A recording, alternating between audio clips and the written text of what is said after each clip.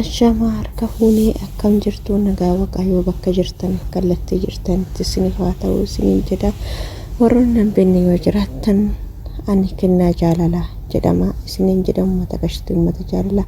Warroonni kennaa jaalalaatu maatii hin taane koottaa maatii ta'a isiniin jedha. Warroon duraan turtan akkasumas laayikii sheerii gochuudha. Warroon jajjabeessaa jirtan guddaa galatooma galanni keessan bilisummaa haa ta'u isiniin jedha. Akkasumas warroonni siifantu bus maatii taatan asiis koottaa kennaa jaalalaatu maatii ta'a isiniin jedha. Uummata qashtii uummata jaalalaa galatoomaa isiniin jedha. Akkasumas warroonni koomantiif sheeriidhaan na jajjabeessaa jirtan naaf jiraadhaa galatoomaa isiniin jedha. Gaarraa kennaa jaalalaa wanta maal qabattee dhufte jechuun kichaa hin oolu akkuma iskiriishoot irratti argitan akkuma suura irratti argitan waan dubbachuuf nama qaanichuu gurratti waan nama hin bareenye dubbachuutti illee kan nama saalfachiisuun isinii qabadhee dhufe irraa waan isin gammachiisu qabadhee hin dhufne akkuma agartan obboleettii teenya akkuma nama tokko Suudaan Arabiyaa deemte namni kamiyyuu akkaatti ba'u beeka malee akkaatti galu hin beeku. Namni kamiyyuu hojjedhee jijjiirama maatii kiyyarreen jijjiira ofirreen jijjiira biyya kiyyarreen jijjiira ofii kiyyarree hirkattummaa jalaa hin ba'a of ta'een jiraadha maaf ija nama laalaa osoo harkaa miila qabu jette biyya ishiitirraa akkuma ofii keenya biyyaa baanee akkasumas maatii kiyyarreen gargaareette akkuma argitan gaa obboleettiin teenya Suudaan Arabiyaa keessatti lubbuun ishii darbe akkuma dhageessanii egaa biyya ishiirraa baatee erga Oromiyaarraa baatee reef ji'a lama egaa ji'a lamaan kana keessatti yaa waaqayyoo hin jiraattu jedheeni lubbuu ishii darbee jira. Haala suukaneessaadhaan haala nama gaddisiisuudhaani dhugaa dubbachuuf taananii waan baay'ee duuti haaraa miti biyya namaa keessatti sinuma du'u biyya ofii keessatti sinuma du'u kan biyya namaati boonyu kun irree orma jenna biyya keenya keessattuu kana Wallagga keessatti nama meeqatu guyyaa tokkotti sa'aatii muraasa keessatti nama meeqa dhabne yaa kan keenya kun hin beeku dhugaa biyya keessaa furmaatan argannu biyya ormaatitti deemneen kabajamnu biyya keessatti kabajaa hin argannu lubbuun keenya kun maal aga hin beeku dhugaa rabbi. Egaa akkuma argitan obboleettiin teenya tuni egaa biyya ishiirraa baate reef ji'a lama kana keessatti yaa manni ishii dhaqqabee mana gaarii muti mana baay'ee maxifoo akkasumas baay'ee nama gaddisiisudha. Ejeensi irree deebitee ejeensuma biyya Saawudii keessatti ajjeefamte achitti irree deebitee achiis fuudhanii immoo manuma isaatti deebisanii lubbuu ishii dabarsanii yaa ugaa yeroo baay'ee wantoota hedduun nama qunnamaa obboleettii tanaa jechoota baay'ee jedhamanii kun baay'ee nama gaddisiisaa dhugaa rabbii sabni ishiin lubbuun ishii darbee biyyatti irree dawwalattee akkanatti lubbuun kee darbuudhaaf hin ajjeesuudhaaf na dhaqqaba jettee iyyaa turte homaa gochuu hin danda'amne gaa bakka sanii namni dhaqqabu hin dhabame yaa seera qabeessa jedhu seeras qabaattee dhabdes waaqayyo sitti faradin malee seeras qabaatte kan sammoo obboleettiin teenya tuni gibira mootummaa oduu kaffaltu tidha seera qabeessadha yookaan hattee waan namaa harkatti hin qabamne waan namaa fuute waan namaa harkatti hin qabamne lubbuu namaa hin baasne sababa tokko malee lubbuun ishii darbe akka jedhamutti mana ishiin hojjette sanii jawwee yookaan bufa yoo beektan achi jira. Mana ishii sun hojjettu san keessa jira isa san jalaa barrii bantee kun immoo inni du'eet baastee gattee kun immoo inaaffadhaaf ajjeesanii jedha garuu inni dubbiin dhugaa kan afaashin ishiitirraa dhageenye bufa mana keessatti du'ee baastee gattee kan jedhamu akkasiidha. Waaqayyo namarraa qabu egaa biyya namaa kana keessa wantoota baay'eedha wantoota baay'ee godhamaa jira addunyaa kanarraa wantoota gurra namaatti fi ija namaatti arguu hin turre garuu waaqayyo wanta akkanaa yoo namatti qabee yookaan mana isaanii ba'u yookaan immoo yaa isa sanis waa baay'ee nama dhibaa ishiin tun haaraadha biyyarraa kan dhufte baattis baduudhaaf nama beeku si barbaachisaa biyya tokko keessa muuzum jettee baatee bahuudhaaf hin ta'u. Kanaafuu namsee ishee waaqayyo firaa fi maatiiwwan ishee jajjabina hawwinaa fi uumaa waan goonu tokko hin jiru dhugaa rabbi baay'ee nama gaddisiisa. Yaa umurii kanaan biyyarraa baatee egaa biyyarraa baates akka dureetti miti haalli jijjiiramee jira. Yeroo baay'ee agartan bara kana keessumaa rakkina hedduu baay'ata namni kan du'u kan fuudhaan darbamu kan sababa adda addaatiin kan dhibame biyya namaa keessatti ta'u baay'eedha. Garuu namni keenya namni biyya jiru birrii akkuma waan ati baalaa akka baalaa lafa aartuu tokkotti fakkaata.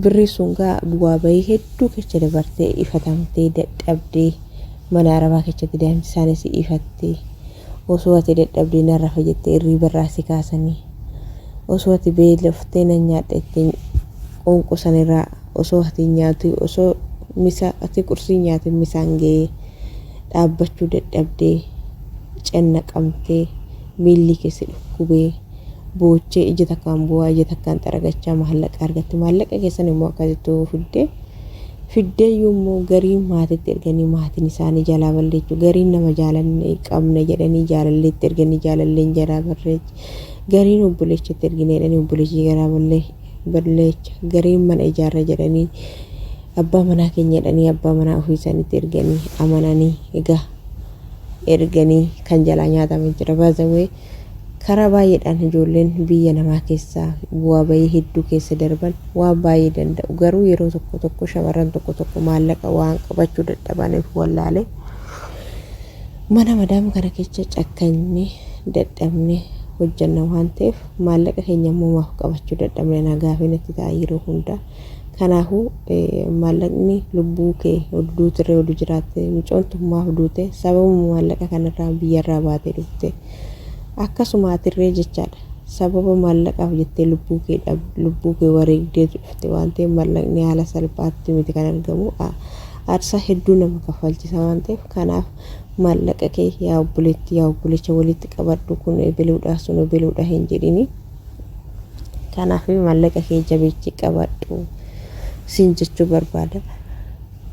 Kanaaf obboleetti teenya rabbi ramata shidhaa godhoo waaqayyo maatii firoottan ishee jajjabina hawwinaa fi baay'ee nama gaddisiisa dhugaa rabbi baay'ee tokko maal jennee akka ibsinu bu'aa bahii hedduu keessa darbarte shamarran biyya arabaa yoo jedhan waanuma salphaatti maallaqni argame fakkaata namni nagaan hojjetanii nagaan yoo biyya ofiitti galan maal fiddee dhufte maalluu goote namni jedhanii nama kumatu abbaaf yoo nama kumate nagaan galuun waan tokko caala nagaan akka baanitti qaama ofii guutuu nagaan galuun waan hunda caala jechaadha. Maallaqnis wanta feestee booddee argama waan hunduu sii gadi akka ta'e beekuu barbaachisaadha. Kanaaf namoonni baay'een waan hedduu yaannaa fakkeenyaaf umurii waggaa baay'ee biyya namaa keessa hojjenne maal fuudhee galaa maatii kiyyaa obboleewwan kiyyaa kana jettaa sana jettaa hin gahu jettaa garuu inni guddaan nagaan hoo jiraate waan hunduu hojjetames ni argama. Kanaaf waaqayyo nagaa isin dhowwatanii fayyaa ta'a bakka jirtaniif kallattii jirtanitti fayyaa ta'a isin jechuu barbaada. Obboleettii teenya tanammoo du'aa godhaaf baay'ee tokko nama gaddisiiste dhugaa maatii ishee keessattuu haadha ishee dhalti san rabbi jajjabinaaf kennuuf gaggeessite fayyaa gaggeessite du'aa yoo argitu baay'ee tokko nama gaddisiisa. Yaa maal godhu silas wanni ta'ee jira karaa fuulduraatiif garuu biyya arabaa baay'ee ulfaatee jira dhugaa rabbi baay'ee ulfaatee jira dallaala nama gurgurata miidhaa hedduu namarraan gahaa jira waan baay'ee nama mudataa jira. Kanaaf ijoolleen keessattuu biyya namaa osoo hin beekin biyyarraa baatan rakkoowwan adda addaa saaxilamuu dandeechuu warroota biyya namaa san turan warroota odeeffannoo mudannoo biyya namaa qabaatan kana qorachuun baay'ee barbaachisaadha. Odoo biyyarraa hin Egaa baatee waanuma tokko gochuu hin dandeechu. Yeroo baay'ee biyya Arabaa keessatti rakkoo jira, miidhaan adda addaa ni jira, ni miidhamtu jedhanii yoo nama kara biyyaatitti himte namni si jalaan qabu inaafuudhaa fi ofiishiitii akkamitti hojjettee nu akka hin guddanne nu xiqqeechuudhaaf isin jedhu. Namoonni baay'een akkas jedhu. Oduu ati himtu asiin gurra tokko hin dhaga'u, asiin gurra tokko hin gannaqu. Nama tuffachuu garuu ati sis tuffatanii kanas ta'anii si jalaas qabu baatan sis dubbachuun kee bareeda. Maaliif kara namarraa irraa argachuu baattu kara waaqaatiin gaarummaa argatta. Nama tokko yoo gargaarsu nama sanii osoo hin ta'in gaarummaa waaqayyo irraa hin argadheette nama sana erga gargaarde namni oolmaa isaa yookaan oolmaa kee akkasiin deebisu hin eeggate. Sababni isaa ilmi namaa dogogguraadhas ni beekas ni wallaalas. Kanaafuu waaqayyo irraa nama akka keetirraa uumaa hin eegini, waaqayyo uumaa keetirraa eegi. Akkasisiniin jedha. Kanaaf maallaqa yoo hojjettu shamarran biyya Arabaa hundi keessanuu maallaqa keessa seeraan qabadhaa. Biyyatti yoo galtan yoo maallaqa qabaattan waan barbaadan hojjechuu dandeessu. Isin warri biyya namaa turtan kana osoo nan liqeeffadheettanii dhugaa liqiin argattan kan keessan maallaqa nama hundaa facaasuu dandeechu, nama hundaa kennuu dandeechu. Garuu si yoo harkaa dhabdan namni isinii kennu jiru. Warra obboleetti walaa obboleecha jettanii maallaqa irra facaastan kun guyyaa san namni isinii kennu hin jiru. Kanaaf maallaqa kee lubbuu kee wareeddii dhufte waan ta'eef waan hojjettu san walitti qabadhaa. Inni biraa mooroonni biyya namaa deemuuf yaaddanne biyyi namaa akka duriitii miti. Biyya Arabaa hunda keessa jijjiirame hojiin irra baay'inaan hin jiru. Kadaa biyya keessa irraa hin baay'ina waan hojjechuu barbaadan biyya keessa irratti hojjedhaa isinii jedha. Garuu biyya keessas akkamitti hojjetu? Nageenyi hin jiru, nageenyi yoo jiraate waan hundi jira.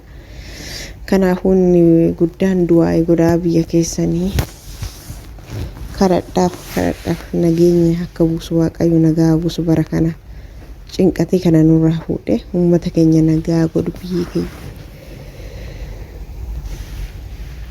Dhiifama guddaa nagaa godhu isiniin jedha. Akkasii dhugaa baay'ee nama gaddisiisa. Biyya namaa keessatti lubbuu fi dhabuun badii tokko malee rakkoo tokko malee waan ishiin hin beeknetti osoo beektee yaa ta'u baay'ee tokko nama gaddisiisa. Uumaa gochuu muti maal godhu kan waaqayyo fide namni immoo uumaa gochuu hin danda'u. Kanaaf isiniin jedha uummata qashtii kumantii akkuma duraan ishee ergootan nama hin beekne.